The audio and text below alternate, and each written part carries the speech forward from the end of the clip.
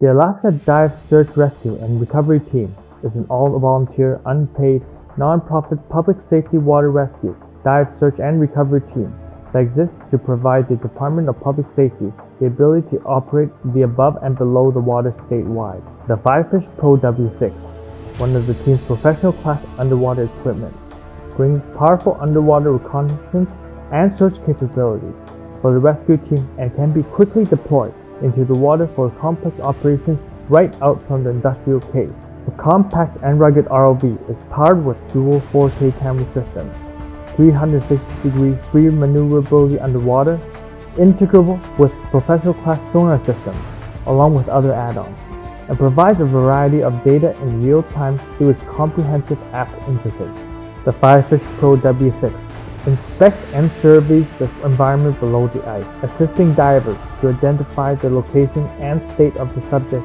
before sending down divers to carry out the rescue mission. Follow us at FIFISH Underwater Robot.